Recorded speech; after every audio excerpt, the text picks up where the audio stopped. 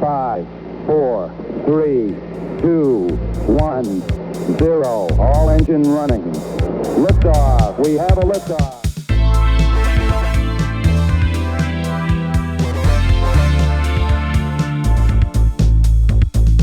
You're listening to Tabletop and Beyond with your host, Justin. But before we get started, how was your Geek Week? And co-hosts Dan and Jason. You have to be willing to let the dice help you tell the story. Okay, look, this year I'm going to stop mispronouncing words. Join us as we cover board games to war games and beyond.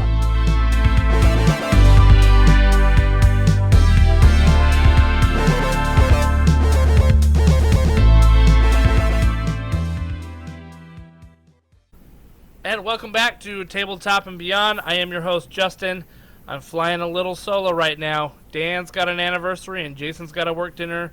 But alas, I have a great guest with us today. Steph, welcome to the show. Hi. Thank you for having me on. So our listeners probably saw the title of the episode, TTRPG Kids. No, we didn't have a gaggle of kids on the show with us today. We are here to talk a little bit about your endeavor, TTRPG Kids, but why don't you tell us a little bit about yourself? Yeah. I'm Steph, and I like making games and playing them with my kid. I've also enjoyed playing other people's games with my kid. Do a lot of play testing and just kind of trying them out for like educational purposes and things like that. And I like sharing that with everyone as well, which is why I started the blog. Nice. Aside from that, I am an engineer by trade, mechanical engineer, so I've done a little bit with some aeronautics, a little bit with automotive, some with crash safety, so a little smattering of experience there.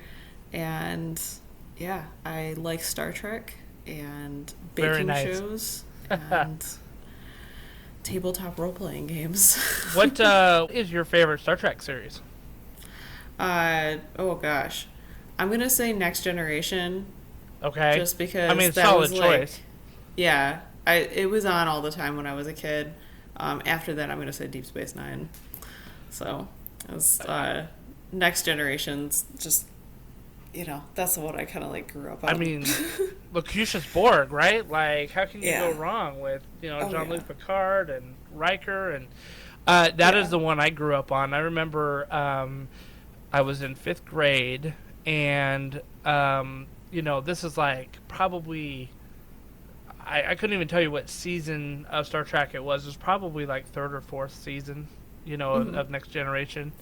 And like it was like really hitting its like groove, and my friends and I would watch it all the time and talk about it. And then they opened up this space center at my elementary school, and it was called the Krista McAuliffe Space Center, named after the teacher who passed away in the Challenger explosion. Yeah. And anyway, so they had the space center, and it was wild. We were in 5th grade, and they offered us this class to stay the night at this space center as like an overnight adventure thing. And so that's like amazing. We went to, I know, right? And, I mean, this is like late 1980s, early 1990s, right? And like they would, they had us like boys and girls, right? Like we were there, like we went to school, and we just stayed there at the school and just moved. Like we came with our like bags of like pajamas and other things that we needed, And so like they had this whole bridge set up where like it was similar to like, have you played Artemis Bridge? Have you played that game? So it's basically like a bank of computers where it's all like it's all synced up together, playing the same game, and one person's like the engines guy, one person's the weapons guy, and like you're like working together to try to do certain things and like defeat the enemies, and anyway, so they have like 2 banks of computers that were like doing that kind of a thing, and so we all had our roles, and I was the like the lieutenant that was in charge of the weapons. And so, like, I had to get, like, the 4 kids that were under my watch to fire at the same time to do maximum damage to the ships that we would see. And there was, like, a whole, like, video thing that would happen, and then we stayed overnight and we went on away missions, and like, dude, it was wild. I was so like, cool. As a 5th grader, I was like, this is a dream come true. Yeah. You know, like, it was so amazing. And I look back and I think that the school teachers that we had I think a couple of they were like teacher assistants that were helping out this class, right? And they were like the nerdiest people ever looking back. And I'm sure that just like we are all in to help these kids like have the most amazing Star Trek experience of their life. So that's awesome. It was so cool. So yeah, that cemented in my mind like the best Star Trek ever is the Next Generation. And I know people have their opinions, but you know, you just go with what you grew up on, I guess, right? Yeah. It's kind of like, I think with Doctor Who, a lot of people will say like whoever or like wherever they started, that's like their favorite Doctor. Right. I think it's a little like that with Star Trek too sometimes. It's kind of like whichever one you got into first, that's like what you picture Star Trek is. Yeah, totally. So, yeah, well, we learned a little bit about you. So let's talk about Geek Week. How was your Geek Week? My Geek Week has been pretty good. We finished up watching Baking Impossible, which is kind of a combination between a baking and an engineering competition. So that was kind of fun. Nice. Yeah. And I'm playtesting a new D&D module. It is Adventures in ADHD. So it's a D&D game about like a kind of Feywild situation. Okay. Where a group of adventurers, we will say, gives a Fey their attention. Okay. So it's been fun playtesting that. The Kickstarter's coming up for like kind of a friend on Twitter, and it's been good experience with the group so far. So been doing that for kind of my D&D fix for the past week. That's pretty cool. So is this your game, or you're just testing it for a friend? I'm testing it out for a friend. So, Okay. Yeah. Well, you'll have to send us the Kickstarter details, and we'll be happy to blast it out. Like we always love checking out stuff on Kickstarter. Yeah. And other than that, I actually did just release a game today, kind of maybe looping back around to that Baking Impossible thing. So I really like baking shows. So it's a baking competition tabletop role-playing game. It's part of a game jam on Itch. So yeah, it's been a fun week.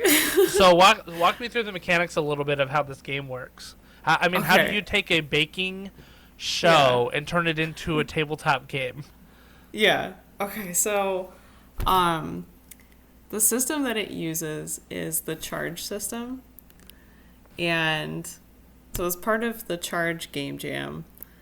And the system, I've played like a few of the games for it. There was one that was kind of like themed after like The Witcher, and another one that was like a Christmassy kind of one that I played with my kid. Okay. And you kind of you gain momentum as you go. So if you roll high or if you do certain things, you get to add extra dice to your dice pool. Oh, nice. Okay, that's interesting. Right. And so like what kind of inspired me was we're watching this baking show, and we're like, oh, that team, they like just keep going and like keep getting better and better, and they keep winning each round so they get an advantage the next time. And I'm like, that's just like this game system. And so I was like, I could probably do that, and just sort of set it up so that way you gain momentum or like this charge to your dice pool. Whenever you win a round, you roll really high, or if you help your fellow competitors, like if you have a little time left on your clock, you can go help them and then gain points later, because there's like in Great British Baking Show, they're kind of helping each other out and stuff. Yeah. So kind of set it up like that. So each round of the competition, you have different challenges. So there's a random table for challenges. So you might end up with having to make a savory cake that uses a secret ingredient that the judge or the host gives you. Okay. And things like that. So you can get some funny combinations and just kind of have fun coming up with different things, and then you roll to see how well you put together like your flavors and presentation and everything. So awesome. Well, it sounds really interesting, and it's funny because you told me, you told us earlier that you're an engineer by trade, right? And so I think your engineer brain really seems to like breaking down these games and how they work, right? Yeah, for sure. Yeah, I think a normal person would look at this game and be like, "Oh, okay, cool, that was fun," and you're just like, "Wait a minute, I see on this, Baking Impossible that the mechanics are working this way, and we can translate that into a game." So I think that's a pretty unique skill set you got there. It's pretty awesome. Yeah, no, it's fun. There's so many times I'm watching a show or playing like a video game or something, and I'm like, this should be a tabletop role-playing game. So it's funny because like people will watch like The Witcher and they're like, this should be a tabletop role-playing game, which it is, but yeah. I mean, that's so obvious, right? Like, who would think about like a baking show being a role-playing game? I think that's pretty sweet. Cool. Yeah, that's pretty good. Well, thanks. Yeah.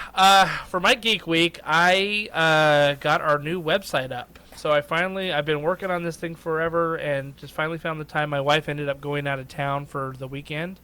And so I said, okay, this is my chance. And so I had a couple late nights just like trying to work on the code. I am not a website designer by trade. And I'm using YouTube videos and easy to build WordPress elements to, do it. But I think we got it up and we got it working, and I'm pretty happy about that. And so now we can put up some extra kind of behind-the-scenes content. So, for example, Dan, he wrote up, he's a huge Star Wars nut. I mean, like, he has been playing Star Wars RPGs since the 80s. Like, he knows the ins and outs of Star Wars like crazy. And so he wrote up a cool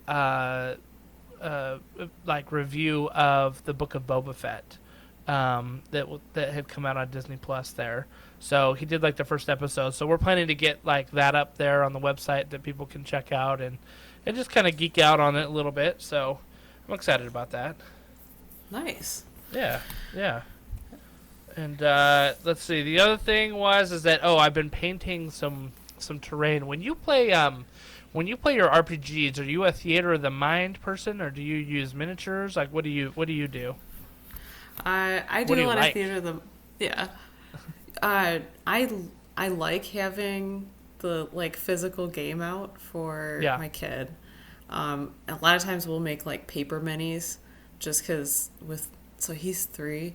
So okay, I was just gonna ask how old he was. Yeah, with having a 3-year-old, like stuff gets lost and broken very easily. So using paper ones is kind of a low risk endeavor. So with my kid, we'll do more kind of like physical sets. With my regular groups, we've been doing theater of the mind mostly out of necessity, just because we've been doing it virtual. But hopefully maybe in the summer or so we'll start going back to in-person sessions and can start, at least for like some of the big kind of like end scenes and things like that, have like a nice set all built up. Yeah, we've been playing. We've got a. We're running the D&D Icewind Dale Rime of the Frost Maiden book right now, and I'm the DM for that. And I like having miniatures out. I play Warhammer too, and so I've got oodles and oodles of miniatures. Ones that I don't let my children touch because they would break in an instant. So I totally understand where you're coming from. Some of the minis from like Whiz Kids or something like that, the actual D&D minis, they're a little bit sturdier. They don't have as many fragile bits and like details that you worry about breaking. But the Games Workshop ones, oh my stars! Like I would not. I barely like other adults touching them, because they're just so spindly sometimes. But so I ran. I don't know if you've heard of Shadow of the Demon Lord. It's kind of a dark, low fantasy RPG. Robert Schwab had made it. It's a great system, and I ran a campaign for 2 years and used miniatures there. And now I'm running this D&D campaign, but we've all been online since like COVID kind of basically started, and we're just wrapping up. And there's talk about, okay, do we want to start doing in person next? Just because I think we're getting to that point where we're all feeling it. So I don't know. We'll see. We'll see what happens. It all depends on what's happening in the world, and we're fortunate, I think, to have the technology to facilitate online play, because like even 10 years ago it would have been rough to do that, right? So we're pretty, I think we're pretty fortunate to have had that. I know it helped a lot of my friends kind of just like muddle through. At least we had some gaming that we could do, right? That wasn't just like Xbox or something like that. Yeah. So. No, it's definitely been a good excuse to maintain social interaction. Yeah. Yeah, definitely. Have a weekly meetup still, and not have it just kind of sitting around like we've got something to do and chat about and everything. So. Yeah. Yeah, it's funny because it's like, I have some friends that I game with, and I have some friends that I'm just like social friends with, right? And we'll just kind of talk about what's going on. Well, what's going on with COVID? Well, I watched this Netflix show the other day, and I was here, and you know what I mean? Like, it's like we weren't traveling anywhere. We weren't really doing much, and so there's like, okay, well, what are you going to talk about? At least we had, some friends that we could still game with and still talk about that. So that's pretty cool. Yeah, for sure. Yeah, that's good. Well, with Dan being out, we don't have the fancy schmancy news intro, so I'm just going to skip it this time because it's kind of his thing. He really likes doing his really low-tech news real thing, so it's okay. But we do have some news. The first one that I wanted to touch on is a headline from Kotaku. Google quietly cancels Stadia, which is their online cloud streaming game service. Are you familiar with Stadia? Vaguely. I haven't used it yet. But I don't think anybody will be using it much. Yeah. So they were trying to compete with PlayStation and Xbox. Xbox came out with their cloud gaming service, and it was in beta for a long time. It still is kind of in beta. It's probably you remember how Google was in beta for ever. I think it still is technically in beta.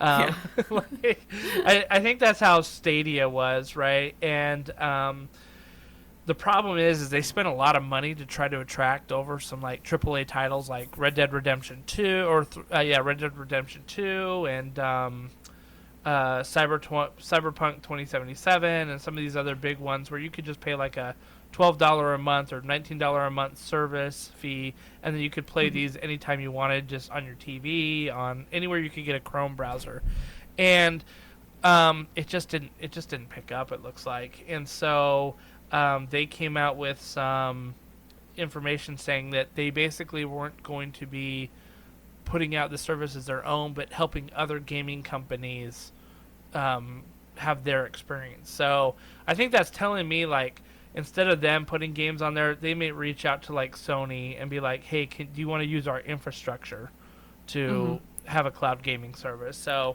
it'll be interesting to see what happens. It was their little foray into it. I think Apple's going to try it at one point, and I think they're going to probably end up with the same result, because it's who looks to Apple as the beacon of gaming, video gaming. Right? So not really their thing. So yeah, kind of funny. Big news in Warcry. If you've listened to our show before, you know that we're really big into Warcry, which is a Games Workshop skirmish game. So instead of playing with giant armies of miniatures where you have maybe 200 models on the table, you only have 8. and a game can be played in like 40 minutes. And so we're a big fan of Warcry on the show because we try to maximize our gaming time as much as we can. And if we can fit in 3 games of Warcry in the time it takes to play 1 game of Age of Sigmar, then that's like a big win for us, right? So they've got a new book coming out that's called the Tome of Champions. And this is a yearly book that comes out for Warcry, but this one's really special because, one, it's the first time that they're rebalancing the point system for all the models. And like how you build lists, you might be familiar with this, but like you come to the table with a list, and what it is you're given 1,000 points to play with, and each model costs a certain amount. Maybe one's like 65 points, maybe one's 150 points, or whatever it is. And so you can take as many models as you can fit within that 1,000 points. And so they're going to come out with kind of a rebalancing of these because there's some models that are so good for how much they cost, right? So they might not be a great model, but they cost so little that you can take like 10 of them, and it just overpowers the game, So they're going to come out with a little bit of rebalancing. But the big news is that in the same book, they have another Games Workshop skirmish game called Warhammer Underworlds, and they have these like little war bands of models. It's a collection of 3 or 4 models that are based around a faction that they have, but they're very unique models, and they're made specifically for that. They're not just one of the normal models that you would get in a box. And they're now going to put out some rules and cards for those specific models, which is really cool because they're amazing models, and I love them to death. And my poor wallet is going to suffer so bad, because they are gorgeous models, and we love to paint and do all that stuff here, and so it's not going to be a good year for my wallet. It'll be a great year for my model collection. But yeah, and they also announced today that there's some new box sets coming out. So like new factions will be getting it: Lumineth, Realm Lords, Daughters of Cain, Thunderstrike, Stormcast, Silver Rights of Slanesh. You're probably like, Justin, what do those words even mean? But there are different factions that have been waiting for their own boxes, and so like the way it works is you can go pick up one of these Warcry boxes. That are specifically for Warcry, and it's the models from the normal game range that they have, but they've been kind of selected and pared down so that you only get like 2 of a model instead of having to buy a box of 10 and take 2 out of them, And so like for like the Daughters of Cain, as I said, I priced out the cheapest way to get started with that would have cost me like $150 to get started with just like a warband of 8 models. Because I would have had to buy boxes and boxes and boxes and not use like 90% of the models I just bought. But now they're going to have a Warcry box that has everything you need for 1,000 points, and it's going to cost you probably about $45. So, again, my poor wallet. So it's pretty good. So have you ever played the Elder Scrolls, like Skyrim or Morrowind or anything like that? Oh, yeah. I have. Yeah. I mean, we like Skyrim is easily probably. It's I would say it's easily the most pervasive game out there. Like everybody's played it. Yeah. Like everybody's played it. So one of the cool things is I saw just the other day that Chip Theory Games just announced a partnership with ZeniMax and the Elder Scrolls Online to produce an Elder Scrolls themed board game. Oh, nice. Yeah, so that looks really cool. They made a game not too long ago called Too Many Bones. Have you seen that before? No, I haven't.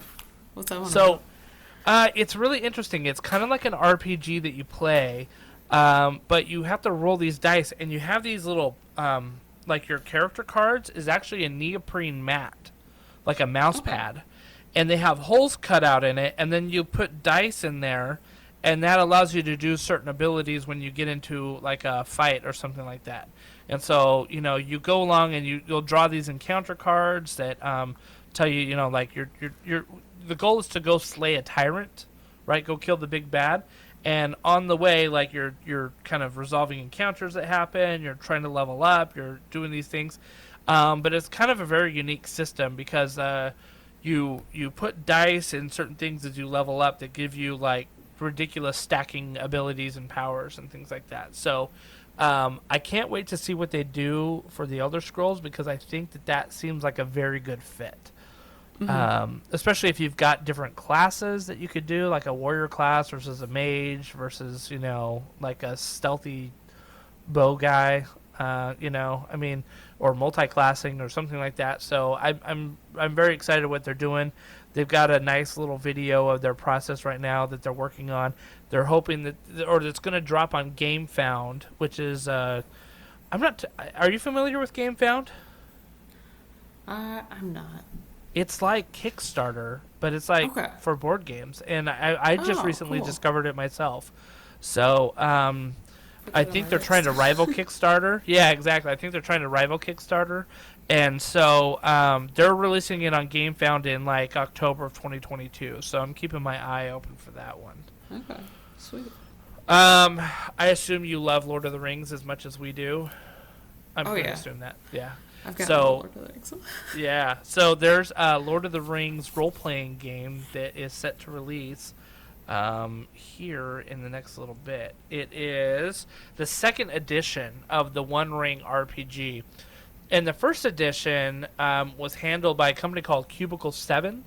And Cubicle 7 makes other RPGs. They do a lot of the Warhammer ones. So if you want to play like Rogue Trader or Death Watch, or which is like a Space Marine based tabletop RPG, Rogue Trader, like they do a lot of 40K. They also do the Warhammer fantasy role playing game, which was really popular for a while, and they've got the new Soulbound Age of Sigmar RPG that they do. They also do the Doctor Who RPG as well. So they got some of these kind of they're a lot of them are the same system. They're like a D10 system or D100 that you roll under, for and they're all just kind of reskinned for that. Well, the One Ring was one of theirs that they had, but it sounds like it was canceled and moved over to a Swedish publisher who has taken it over. Their name, I don't see what their name is, but they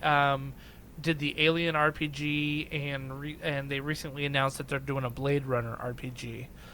And so they're going to take over that, and it sounds like it's going to be released on storefronts on March 22nd, so in about 6 weeks.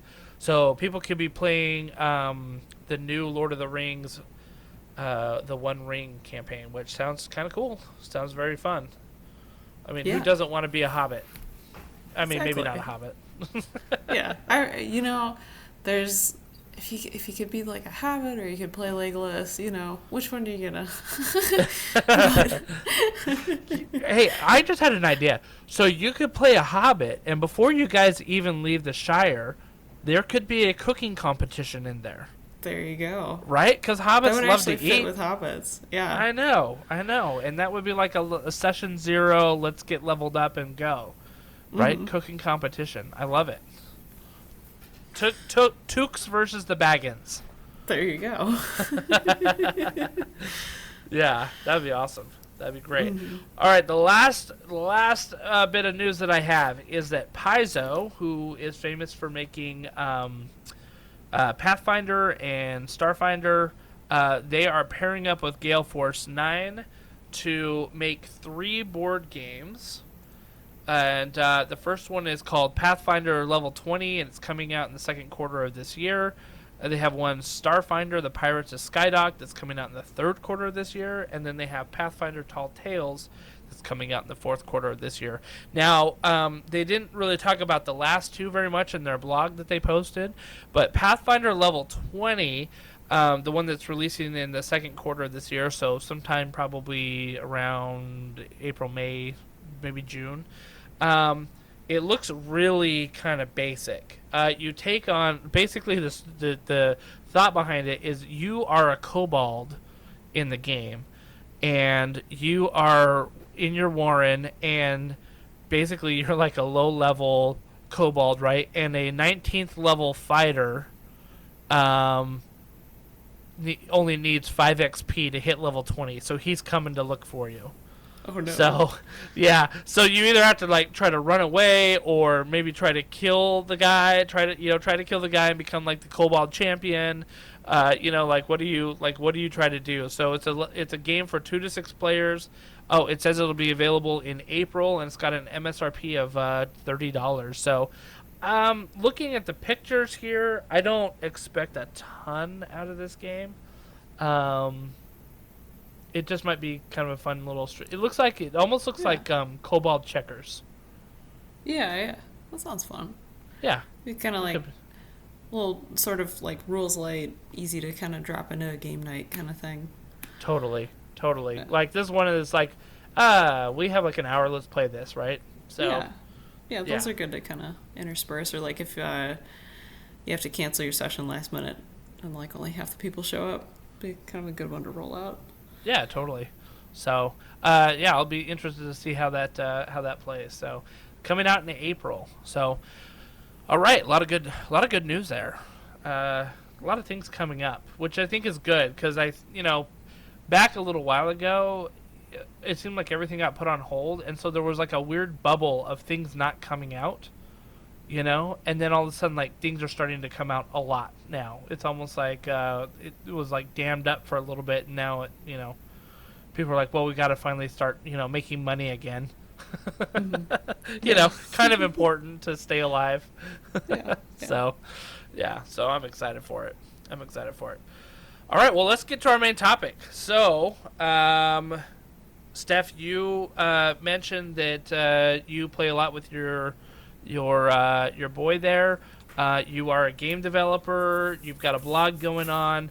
Why don't you give us a little bit more background about yourself? I know you kind of touched on it a little bit, but like, how long have you been gaming? What kind of games do you like to play? Like, how often do you play? Give us a little bit more. Yeah. So, kind of within the TTRPG realm, I actually only started maybe like 2.5 years ago now, and I had played a one shot before then and fell in love with it, and then it was a one shot, so it kind of just ended. Which was it, like D&D? What D&D, yeah. Okay, all right, nice. And then like my brother got me hooked on Critical Role. Oh boy, all right, there we go. So it was, and then like I got my cousin hooked on it, and we all kind of were like, oh, we should try this. And I was just like, oh, you know what? I'll just DM. And so I made this whole wow, that's a big leap. Yeah, and jumped in, and we had, how many players? It was like, I want to say 6. So it was a fairly large group for like a first time, I think. Yeah. I always say that 6 is always my max. I mean, even as an experienced GM, like I've GM'd at Gen Con, with like complete strangers, stuff like that, and 6 was always like my max. Like I'm not doing more than 6. I think 5 is like the perfect group size. Yeah, but like 4 or 5 I've handled pretty well. Yeah. More than that, it's like the turns take a while, and some of the encounters, it's a little hard to balance sometimes. Oh, you're absolutely right. I had a friend who said, like, I'll do it for 10 people. I don't care. I'm like, oh, my gosh. Like, yeah, that'd be hard. That's, like, way too many. Like, you just... Because part of it, too, is you want to make sure that everybody gets their time in the sun. Right, exactly. And so, like, if you're doing too... Like, if you got too many people, it's, like, too small of a pie. Yeah, so, yeah. Well, that's pretty cool. DMing right out of the gate. That's pretty gutsy. Yeah, and... it kind of spurred other members of the group to start up after that too. So now 2 of the players from that group are now DMing their own sessions. Wow. And since then, after like COVID hit and everyone went to lockdown, I had a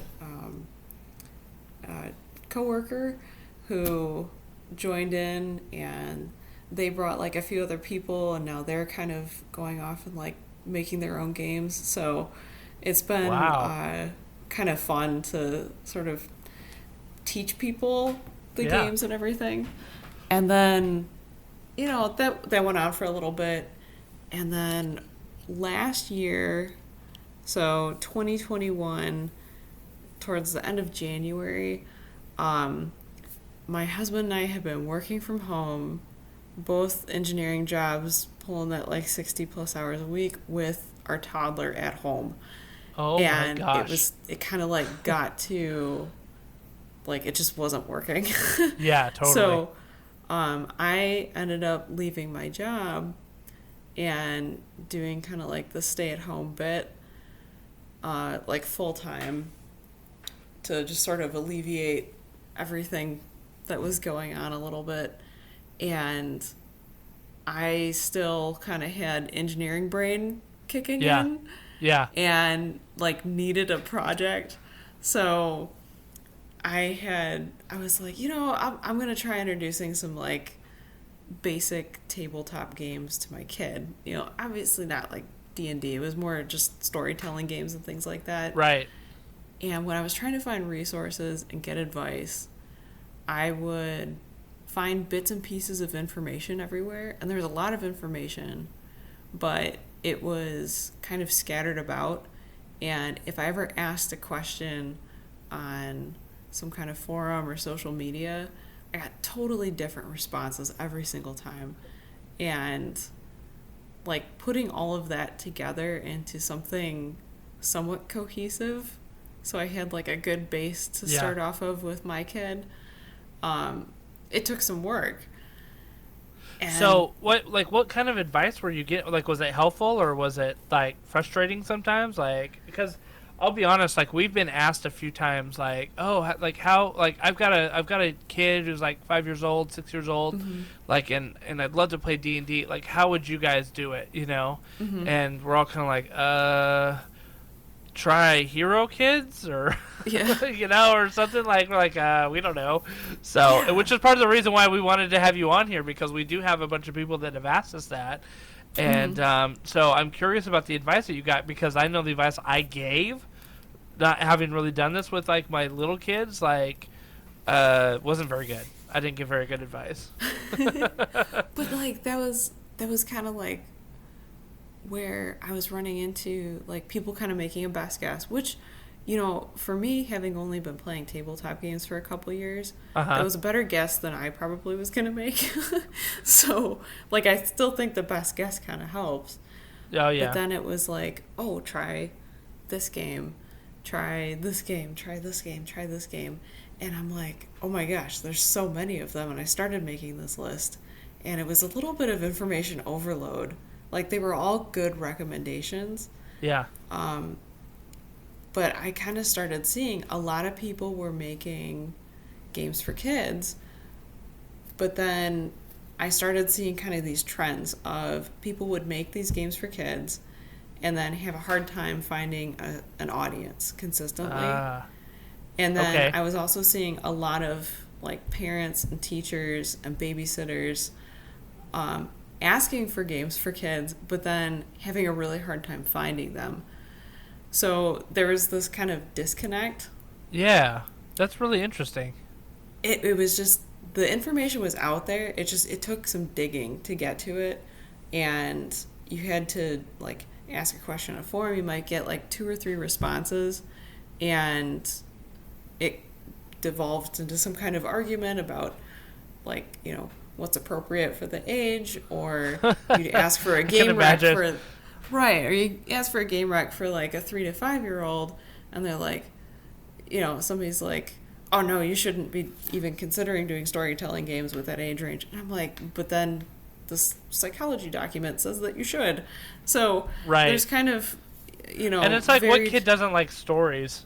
Exactly. So, and you can adjust things to have it age appropriate, like no problem. Yeah. So it was, and then I'd get like bits and pieces of advice about that, about, helping to make it more age appropriate and what connects with kids. So I started taking all of the bits of information together and making it into, or like feeding it back into the games that I was playing with my kid. Yeah. And sort of learning from that. And then I started giving advice, and I was like, but I'm just contributing to this kind of like, almost like a noise. Yeah. So yeah. I ended up making the blog. It was kind of like I had trouble sleeping one night. Engineer brain kicked in and came up with this whole plan for how it was going to work and everything. And I just wrote it all down. A couple people encouraged me to actually go ahead and make the blog. They were like, "Oh, I've done one before. You know, you can definitely do it." And started posting kind of my tips and tricks from when I played with my kid. I post game reviews of games that I played with my 3-year-old. Nice. Or games that I've reviewed, maybe played for charity events and things like that, that would also be appropriate for kids. I also have a games list on there that has, it's like, I forget what we're up to. It's over 200 tabletop RPGs for like kids or teens, and it's rated by age estimate as best I could off of like comment sections or what the author had put on there. Yeah. That's a lot. I mean, if you think about it, like, that's a lot of RPGs that are out there. And I'm sure that, like, you know, each RPG maybe has, like, a, you know, content where you're like, okay, I can run maybe a couple sessions with my kid, but that's great. Like, that's awesome. Like, 1 or 2 sessions with your kid and then move on to another one, like, that's totally fine, you know? Right. And that's been working really well with my kid, because, like, toddler attention span or like interest kind of I don't think floats. he's into a year-long campaign with mom, right? Right. Yeah. I mean, like, my kid will remember like elements of the story, but it doesn't need to be like this big long campaign. It can be kind of modular stories, and that works fine. So you're saying the Game of Thrones RPG may not be the one that we that might be a little much. Yeah, like try to keep track of who's related to who and who's right, exactly. So yeah. So just a quick question: when you were getting a lot of recommendations, how often were you told like, oh well, you know, sorry, or Dizzy Dinosaurs, like probably the way you should go, like don't worry about RPGs until they're older? I did get a little bit of that when I was doing my initial research. But after I got the site up and was able to kind of link to some of the posts, I think that sort of helped. Okay. I also did narrow a little bit where I was giving the advice to. So, you were finding the right audience then. Right. There were certain forums that I think were maybe set up for argument. So I started maybe steering clear from those on the internet? just from like my personal stress level. I was like, you know what, it's not worth it. We're gonna like go to areas where like people kind of seem to want help. So that kind of helped. But there's also one of the articles that I have on there is actually about using role-playing elements in board games. Oh, as interesting. Kind of like an intro. So something like Candyland is one that I've done with my kid, because you can only play Candyland so many times before it grinds on you. Oh, really? Like maybe once? Yeah. You're like, so I'm orange again. I just want this game to end. Right. Like after playing it the 4th time in a row, because my kid's happy, I'm like, whatever. It's educational-ish. There's colors. Yeah. Like, okay, well, the licorice guy in the middle, this is why he looks grumpy, and there's this whole plot now with the king. So, you can kind of start introducing story elements and a little bit of role-playing, and it's like, oh, your gingerbread person is actually, they've been zapped with magic, and they have to get to the end to undo the spell and get turned back to normal and things like that. So, you can add little elements like that as an intro to get ready for like other tabletop role-playing games. So even the board games, Yeah. I think that's so good because, sometimes it feels like a chore to play these games with the kids, like Chutes and Ladders and all this stuff, Yeah. right? Like, you're just like, okay, I just keep rolling these dice and I keep going down the giant snake. Right. Again, There's no strategy. There's no strategy. It's all luck, right? But if you could introduce a story element to it, I think it's like probably 1,000 times more fun for the kids because now they've got an objective, right? They had an objective before, which is like get to the end, but that's a really lame objective. That'd be like starting a D&D campaign and be like, okay, your objective is to kill the bad guy. Yep. Cool.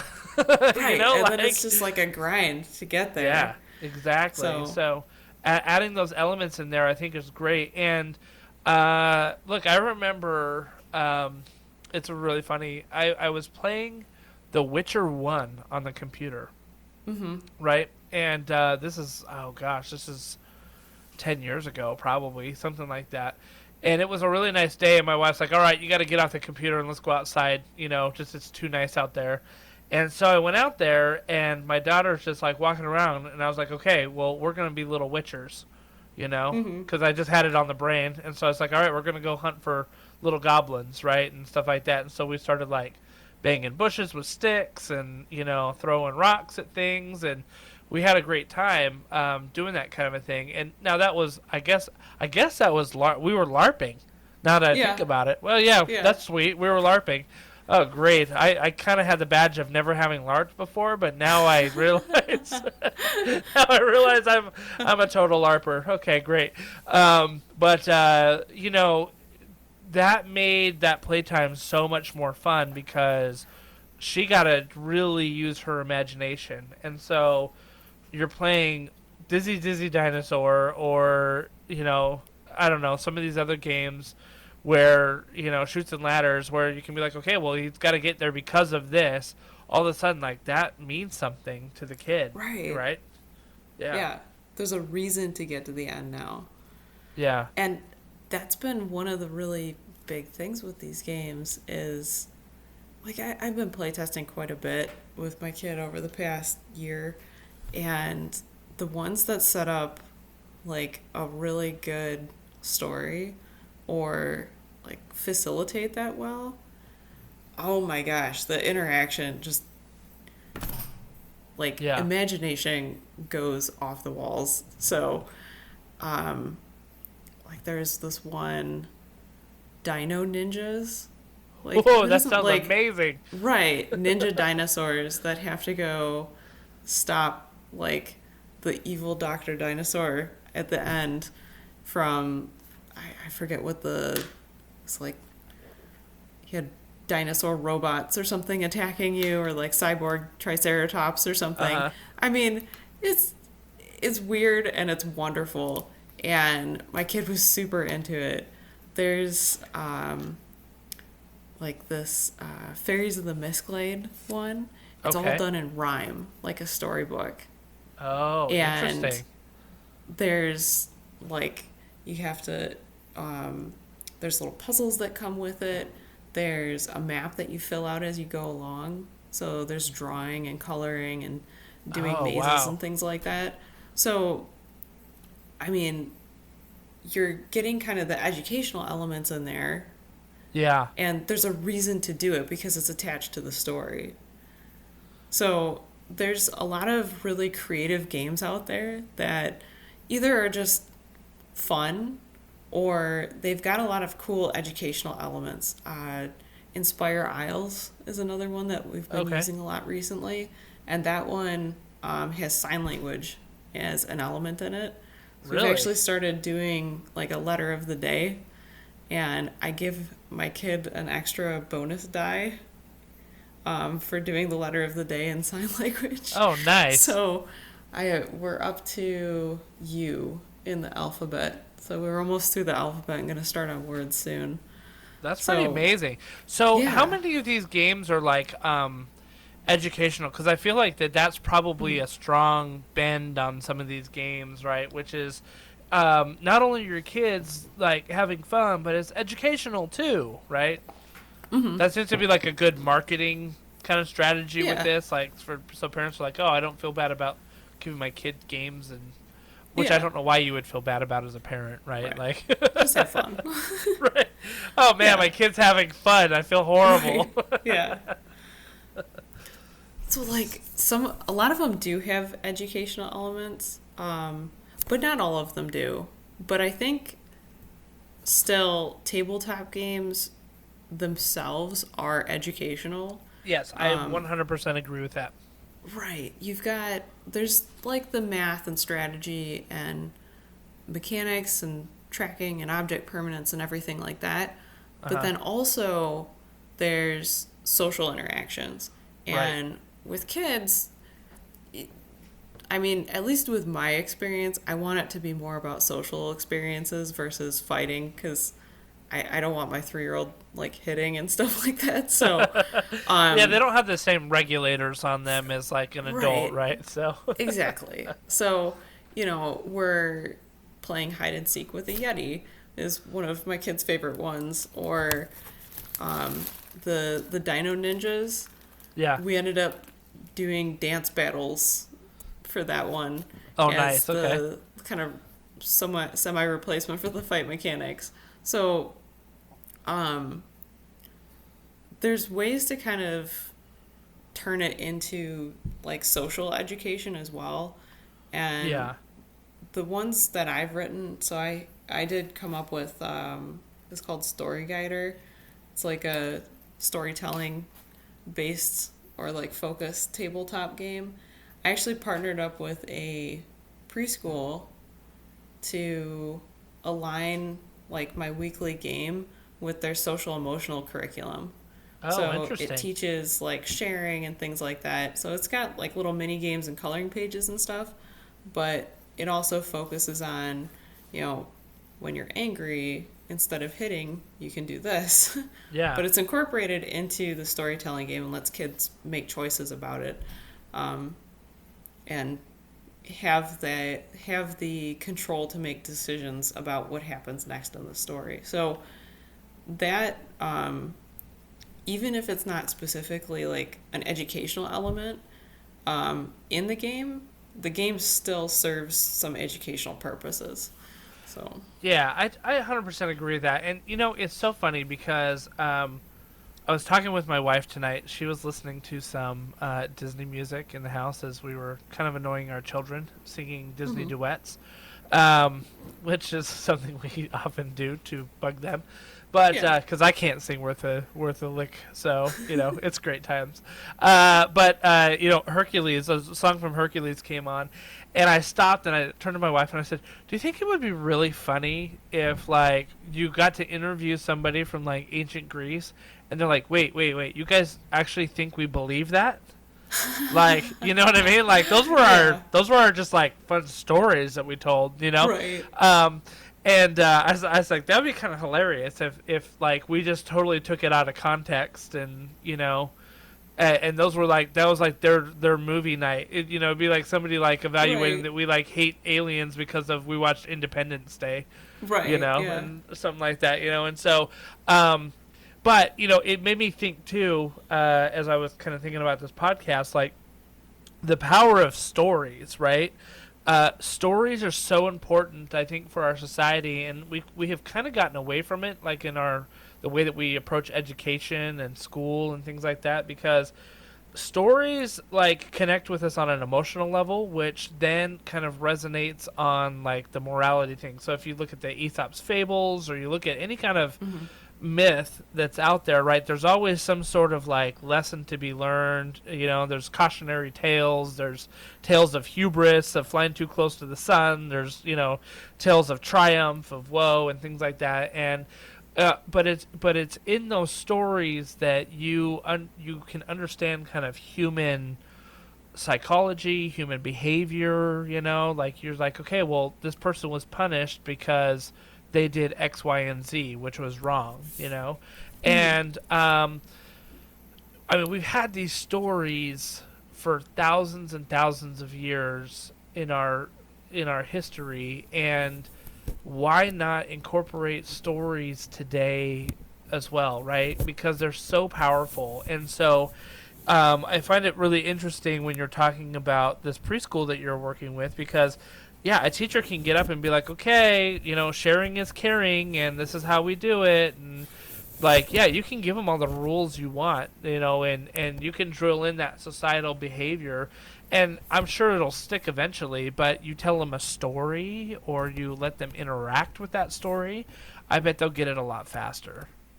Oh, yeah. And I've gotten some stories back from the preschool about, like, some of the kids doing some really cute stuff afterwards.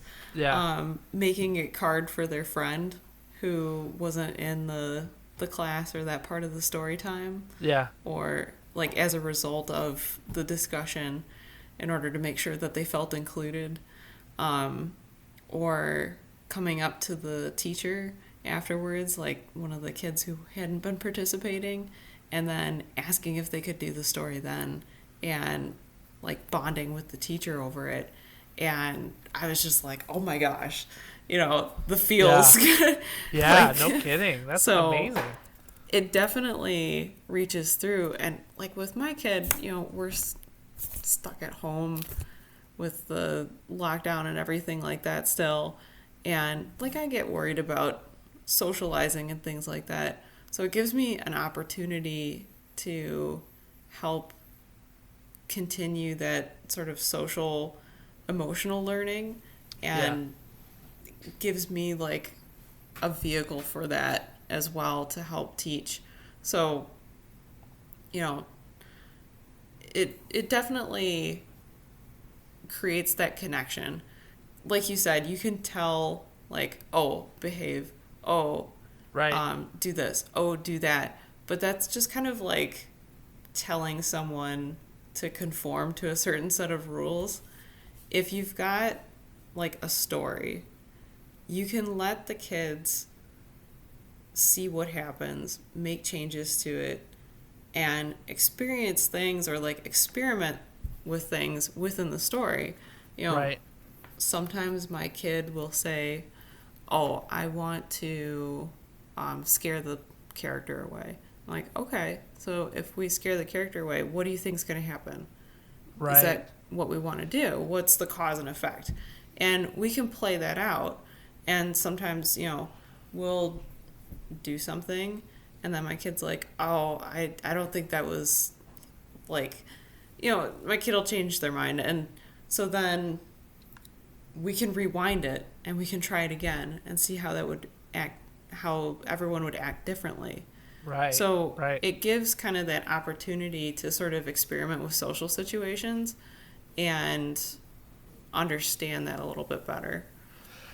Yeah, I think that's an important thing, because I can tell you this. Like, so I've got 3 kids right now. One's 15, one is 12, and one is 9. Mm-hmm. And my 15-year-old, she plays D&D regularly. She probably plays D&D more than I do, just because she has a weekly group that she does it with, and I don't I don't get to play quite that often. Being an adult is kind of lame sometimes. Yeah. But she plays it pretty often, and it's been very good for her because she missed pretty much all of her 8th and 9th grade years, right? And like she still went to school, but like just they didn't have any social activities. You couldn't go to sports games. Like you're all wearing masks. You had to sit like far apart from each other, and and I was realizing just how important like those kind of 8th and 9th grade years are for social development, because I look at how she and her friends act, and I'm like, man, they still act like they're in 8th grade right now in terms of social stuff. You know what I mean? Like intellectual and school learning, like they're right up there with being sophomores and stuff like that. So they're playing D&D, and I see this as ways for them to kind of catch up a little bit socially, because they can have these like multiple social encounters in the game where they're making decisions, they're seeing consequences of their actions, they're thinking through problems that they're having and adjusting to those in real time. essentially, without actually having to go out in the mean streets of Virginia, which aren't that mean, but, in the mean streets of Virginia, and kind of experience those for themselves, right? Mm-hmm. But now she's 15. I know she's a teenager. They go through a lot of different stuff. You answered a question that I had written down earlier, which is kind of like how young is too young to start with RPG, and I think that your answer of like, well, start incorporating it in the early board games, right? There's no reason you can't say, oh, we're playing Chutes and Ladders, and this guy's got to get to the top to become the king, Right. And so, okay, cool, let's do it, right? Yeah. Yeah, I think the earlier the better, and that gives them a lot more opportunities to face some of those social encounters without even realizing it. Like your boy is 3 years old, and he probably has gone through several iterations of social encounters that when he is 9, he won't even probably remember that he did those, but it'll be ingrained in his psyche, right? Yes. Yeah. Yeah, it's like introducing all of that now, and everything from, oh gosh, we've covered eating vegetables at dinner, and okay. was one of them, or like that one was, we had a character in the game who didn't want to eat their vegetables, and they kept getting hungry, and it was like, oh well, there's vegetables here. Why don't they want to eat the vegetables? And we got to the point to where my son actually broke it down, was like, well, maybe the dragon wants the dad to come and eat dinner. And I was like, oh, this is because my husband was upstairs working in a meeting. My kid didn't want to eat until he came down for dinner. Wow. And that was why he was getting upset, not over the food. But like, because my kid was like 2.5 at the time, he couldn't really express that fully. Yeah. So it was actually very eye-opening to me, and it helped me to start communicating better with him as well. So, because I was like, okay, there's other causes here. So it was like a light bulb moment for me. Yeah. And, we've used the games to sort of break down, if I notice there's kind of temper tantrums sort of happening, repeat about like the same thing over and over again, we'll put it in the game, and the game makes like a safe place to talk about it. It's not in the heat of the moment. My kid's not upset. I'm not trying to like have to rein it in and keep my calm, because I'm like, what do I do? So, everybody starts out calm, and it's the characters in the game going through it. So then we can talk about it and break it down a little bit easier. So there's been situations like that. There's been social situations where, two characters are arguing over the same toy. And let's talk about, let's pick. Do they want to share? Do they want to take turns? Do they want to find a way to play together? Showing that there's different options. So there's like a very wide range of topics to cover in terms of kind of like social emotional connections. And then, you can incorporate stuff like exercise and things like that too. Like when the character goes to run around or like does a chase scene, like I'll let my kid run around the house for a little bit, get the wiggles out. So it ends up being like a very immersive playtime, and it's been very educational for my kid, and it's also been very educational for me, being able to see the different interactions that he has. It's funny you say that, because when you're talking about learning that your boy wanted dad to come down and eat with him. I approached this podcast as I was looking. I was like, okay, well, how can we teach our kids things? How can we teach our kids things? I never even imagined that you could get insight into like what their psyche is in the moment, right? Like what are they thinking and really believing? And I mean, it makes perfect sense to me, but I would have never approached it that way. I think that's so insightful. Mm-hmm. Yeah, and I mean, I wasn't expecting it. And when that happened, I was like, oh, I'm going to use this for like everything now. Like it's not a crutch or anything, but it's a tool. Like anytime that something seems to, you know, kids kind of change what's going on, what they're processing, how they're handling things pretty frequently. So, you know, whatever the newest or latest thing is, we can kind of handle it in the game. And it's incredibly helpful. Like, yeah, I mean, I think the approach that you have there is the perfect one, you know, in that you are waiting for the right moment to approach it with your child, right? Like in the heat of the moment, it's not the time to be like, okay, we're going to play a game.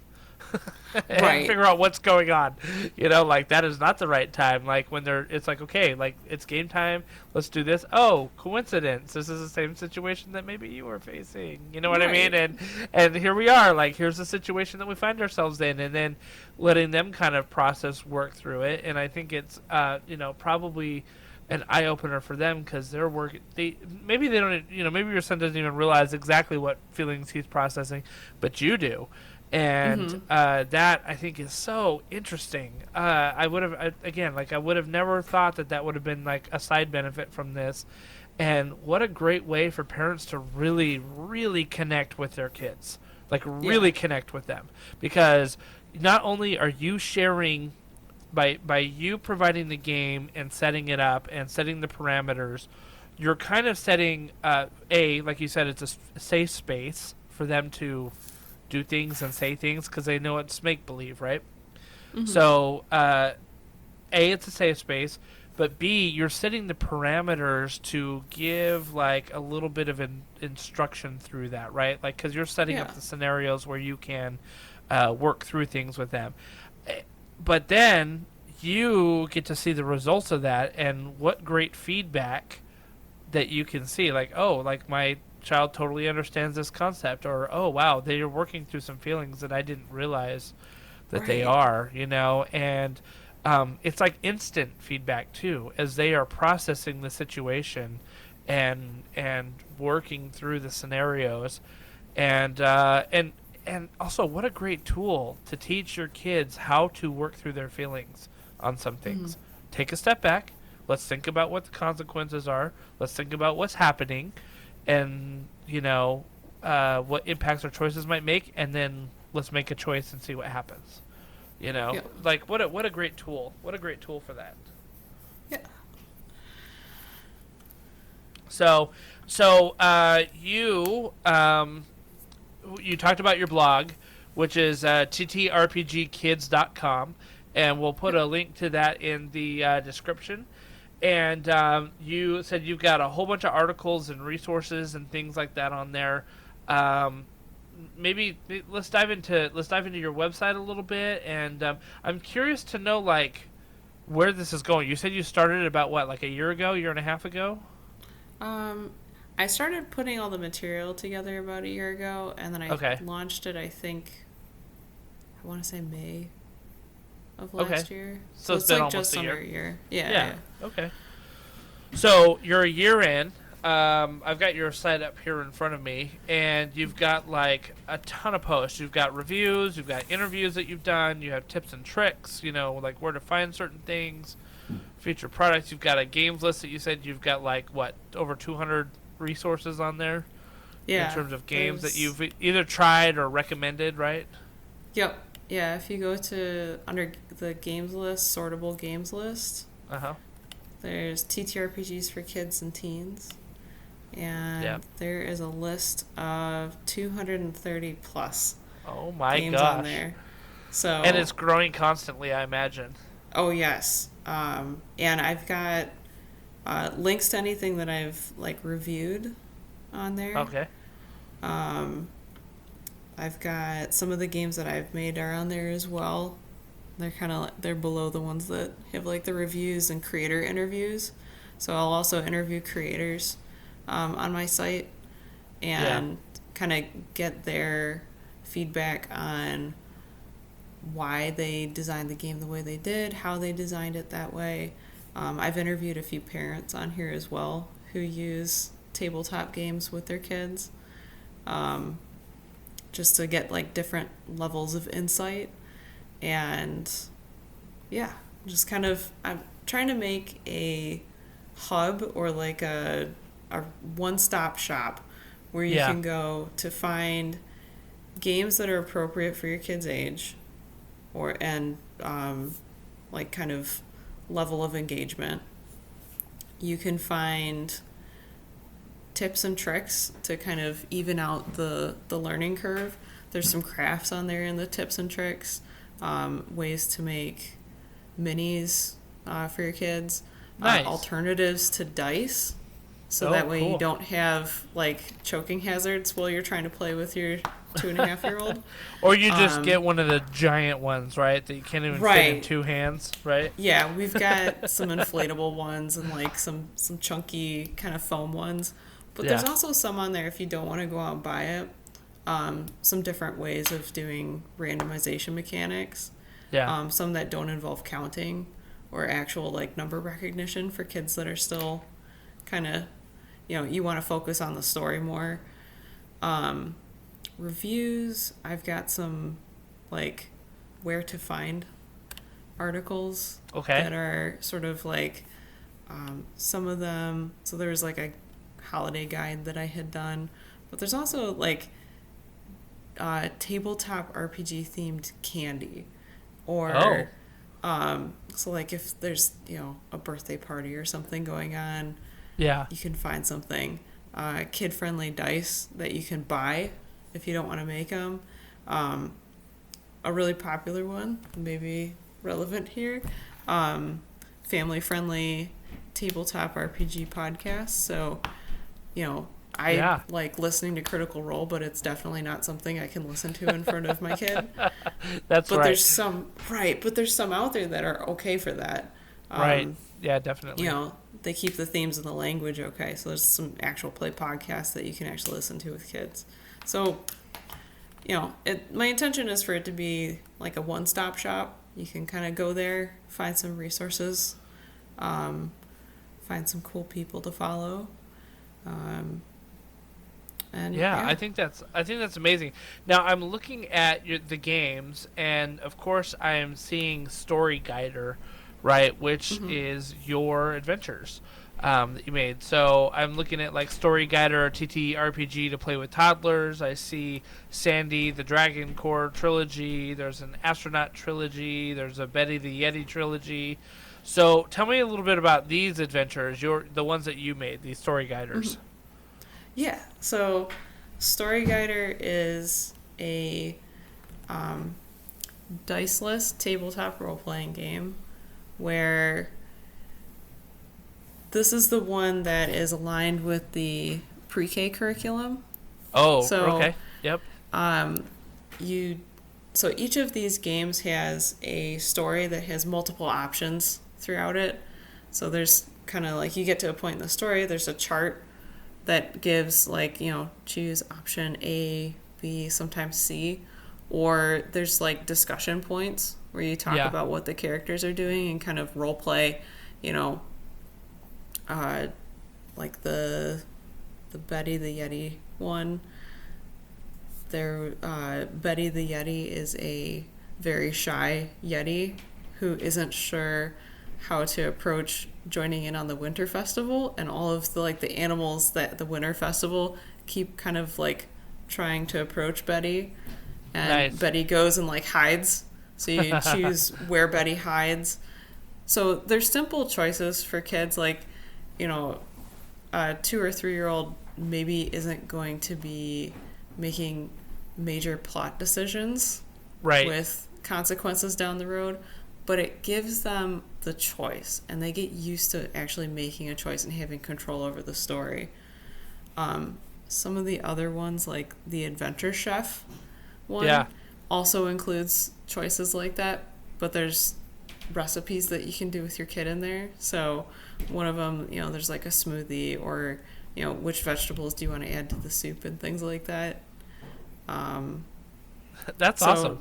Yeah, and they all have some kind of element of that social emotional curriculum. There's some holiday ones thrown in here. I had to do an astronaut one because my kid's into space stuff.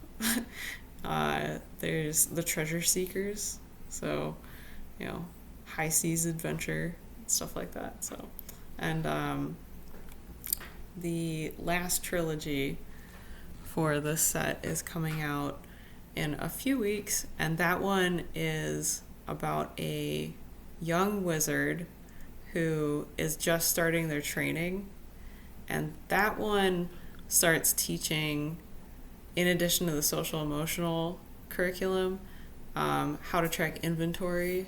Oh, wow. Track spells and things like that, in order to kind of get kids ready to transition into the next TTRPG nice.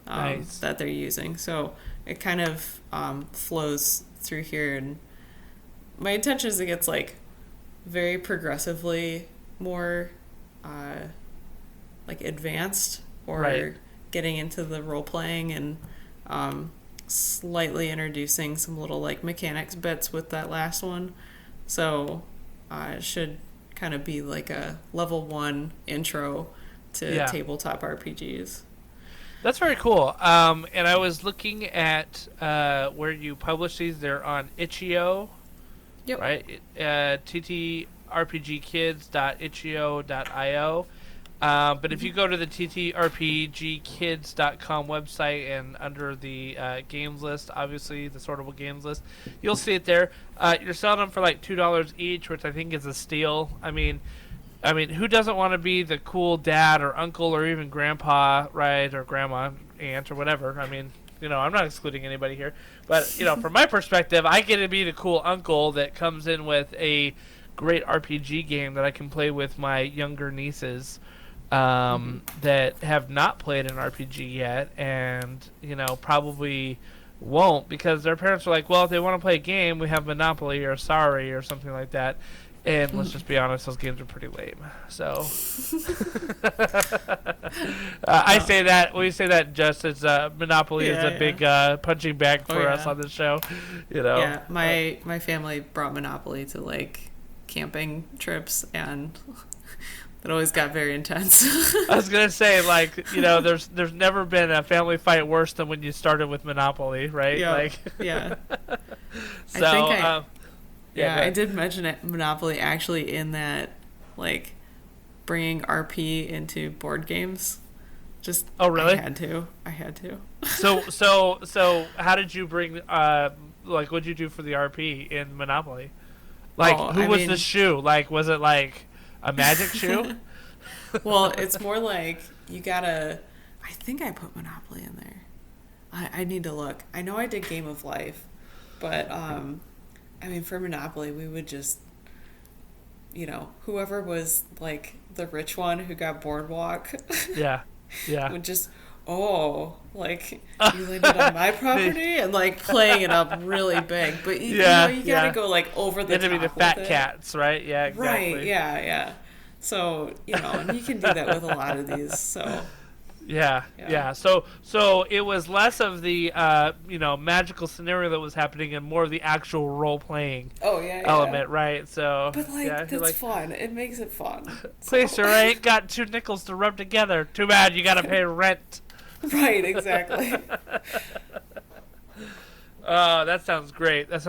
But yeah, I'm really impressed with how much that you have that you've written and published. I think that's amazing, especially for you saying that you really didn't get into this until much later, and boy, you've got a heck of an engineer brain there, that really just powers you along.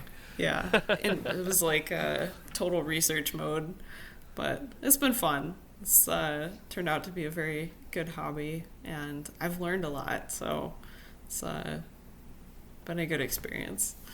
I think this is great. How can people support you in your cause?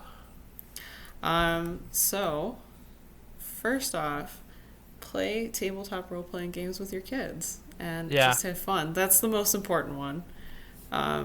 Aside from that, if you want to kind of like tag along, Twitter is mostly kind of where I operate, but I do have a Facebook page and like a Discord. You know, and I'll post, or whenever I do a post, I'll like put a notice there so you can kind of keep up to date. And yeah, I've got my games on itch, and yeah, but number one thing, play games with your kids, post about it. If you use hashtag TTRPG Kids, especially on like Twitter or Instagram, I'll find it and I will definitely share the good news. I love hearing about when people have played games, especially, you know, if they found something on the site that clicked, like that hits me in the feels. So that's the number one thing is play games with your kids, use the resources, and have some fun.